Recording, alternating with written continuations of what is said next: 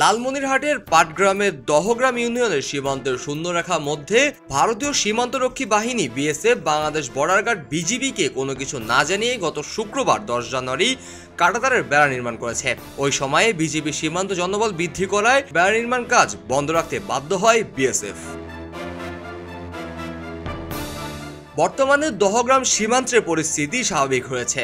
কাঁটাতারের বেড়া নির্মাণ কাজ বন্ধ রেখেছে বিএসএফ। সতর্ক অবস্থানে আছে রংপুর 51 বিজিবি ব্যাটালিয়নের সদস্যরা। এর আগে 10 জানুয়ারি সকাল থেকে বাংলাদেশ ভারতের প্রধান পিলার ডিএমপি 8 নম্বর, উপপিলার 46 থেকে 37 নম্বর পর্যন্ত সীমান্তের প্রায় অর্ধ কিলোমিটার মধ্যে বিএসএফ ভারতীয় 30 থেকে 35 জন নির্মাণ শ্রমিককে দিয়ে লোহার অ্যাঙ্গেল দিয়ে খুঁটি তৈরি করে প্রায় 4 ফুট উঁচু করে কাঁটাতারের বেড়া স্থাপন করেছেন।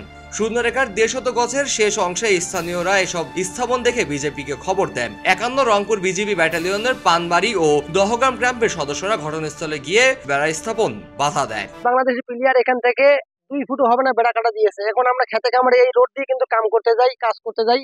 এখন ওরা যদি আমাদেরকে নিয়ে যায় পরে ওরা বলবে যে আমাদের বেড়া কাটা কাটতে যাচ্ছে। গ্রামবাসী শুক্রবার থেকে আজ পর্যন্ত প্রায় 4-5 দিন খুব আতঙ্কে আছি। খাওয়া দাওয়া ছেড়ে একবারে যে ক্ষেত লাগাচ্ছি, ভুট্টা লাগাচ্ছি, আমরা কাম কাজ করতে যেতে পারি না। এটা আমরা ভালো একটা এর বিচার চাই। খুব আতঙ্কের মাধ্যমে শুক্রবার দিন ওরা যখন বেড়া গাড়ে আমরা সবাই বাধা দিচ্ছি, বাধা তো মানে নেই। এখন আমরা গরু ছাগল মাইয়ে নিয়ে সব পালেছিলাম।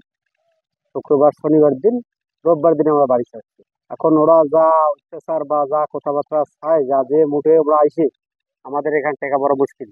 এই ঘটনাকে কেন্দ্র করে 14 জানুয়ারি সরজমিনে গিয়ে সীমান্তের বিএসএফ সদস্যদের সংখ্যা কমিয়ে নিয়েছে ভারতের কর্তৃপক্ষ। বর্তমানে দহগ্রাম ইউনিয়নের সীমান্তে বিজেপি সতর্ক অবস্থানে রয়েছে।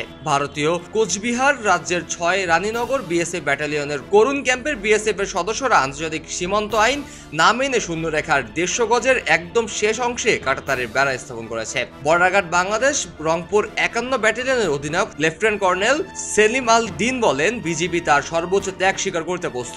বিজেপি তার সর্বোচ্চ ত্যাগ করতে সদা প্রস্তুত। বিজেপি অত্যন্ত প্রফেশনাল ফোর্স। এই ধরনের পরিস্থিতি তারা প্রফেশনাল ফোর্স হিসেবে তারা এই জন্যই তারা হচ্ছে দায়বদ্ধ। সুতরাং নিয়ম নীতি রক্ষার্থে যা করা দরকার তাই করা হবে। বিজিবি অন্তত স্পেশাল ফোর্স সীমান্ত সব ধরনের পরিস্থিতি নিয়ন্ত্রণে দায়বদ্ধ। নিয়ম নীতি রক্ষার্থে যা করার দরকার তাই করা হবে। বিগত সরকারের আমলে ভারতের প্রতি আমাদের বন্ধু নয়, বরং বিগলিত চিত্তে আমরা তাদেরকে একরকম প্রভুত্ব মেনে এসেছি। তাদের সাথে আমার বন্ধুত্বের সম্পর্ক ছিল না, সবসময় আমাদের নতজানু নীতি ছিল।